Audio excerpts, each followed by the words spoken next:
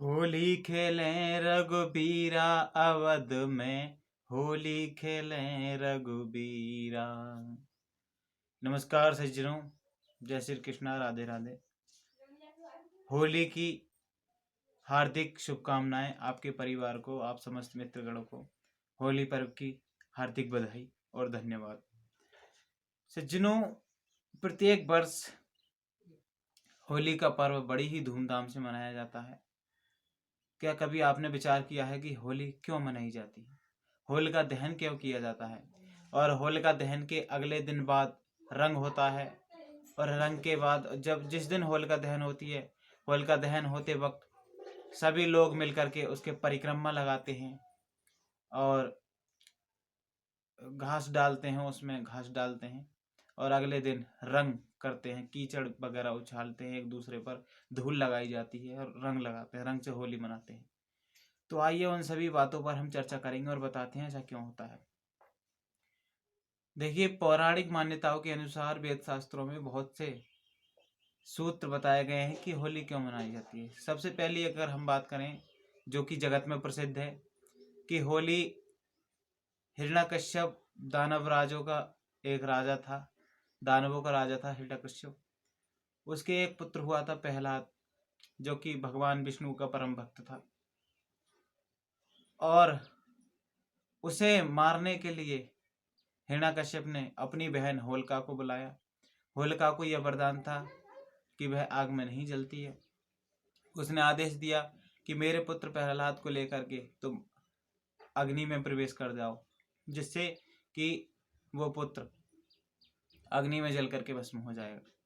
ये कथा सभी जानते हैं और उसी दिन से होली का त्योहार मनाते चले आ रहे हैं। लेकिन कुछ तथ्य और भी पाए गए हैं कि जैसे कि उस समय की बात है जब माता पार्वती भगवान शिव शंकर से विवाह करना चाहती थी और भगवान शंकर समाधि में लगे हुए थे, तो उनकी समाधि भंग करने के लिए कामदेव को बुलाया गया। कामदेव ने जाकर के भोलेनाथ पर पुष्प बाण छोड़ा और उनकी समाधि टूट गई। समाधि टूटते ही भगवान क्रोधित हो गए और अपने तीसरा नेत्र खोल करके कामदेव को भस्म कर दिया।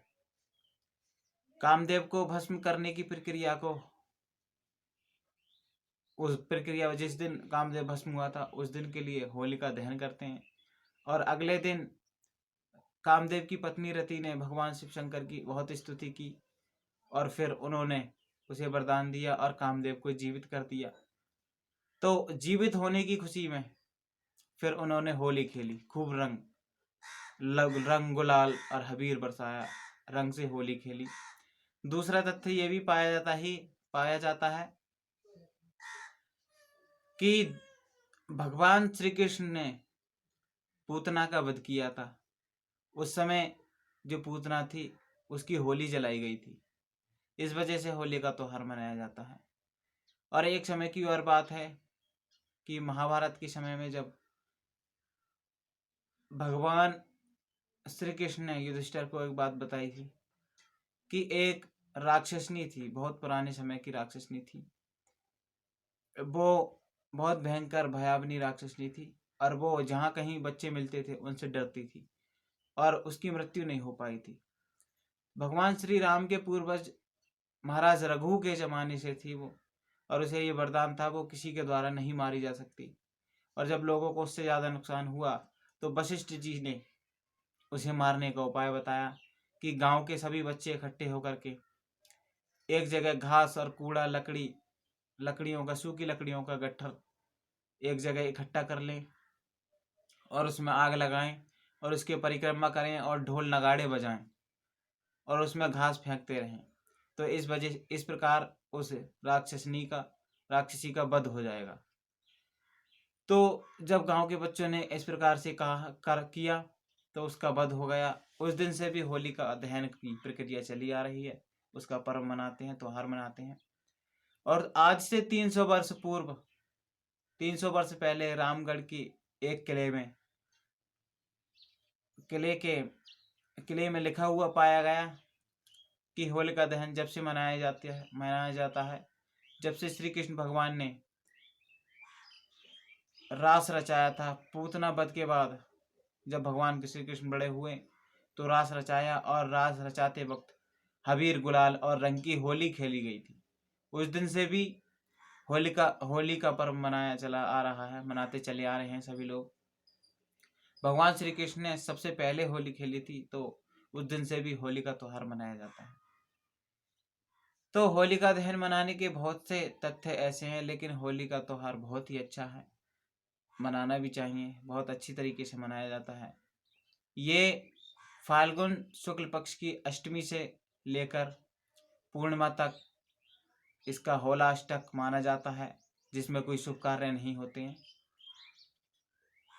और फाल्गुन के शुक्ल पक्ष की पूर्णिमा को होलिका दहन किया जाता है, और अगले दिन फिर रंग का उत्सव मनाया जाता है। सभी लोग गांव मोहल्ले के इकट्ठे होकर के आपस में गुलाल लगाते हैं, गुलाल लगाकर और गले मिलते हैं, आपस में गले मिलते हैं। तो भाईचारा भी इससे बढ़ता है। और वैज्ञानिकों की दृष्टि के अनुसार यदि माना जाए तो होली की आग देखने से, होली का परिक्रमा करने से शरीर के जो रोग होते हैं वो भी नष्ट होते हैं, और रंग खेलने से हमारे शरीर का खून में वृद्धि होती है। तो बहुत सारे तथ्य इसके हैं। होली का त्यौहार बहुत अच्छा है जो सभी को मनाना चाहिए, और मैं भी आप सभी को होली की बहुत बहुत बधाई देता हूँ, बहुत बहुत धन्यवाद देता हूँ। तो आप समझ गए होंगे कि होली क्यों मनाई जाती है। सभी से मेरा निवेदन है, यदि आपने हमारे चैनल को सब्सक्राइब नहीं किया है तो कृपया सब्सक्राइब कर लें, और लाइक करें, कमेंट करके बताएं कि आपको वीडियो कैसी लगी। और चलिए होली आते हैं, और होली के रंग के उत्सव में भी हम शामिल रहेंगे, और आप और मैं आपस में सभी लोग मिलकर के रंग खेलेंगे और भाईचारे को बढ़ाएंगे। धन्यवाद, नमस्कार, जय श्री कृष्ण, राधे राधे।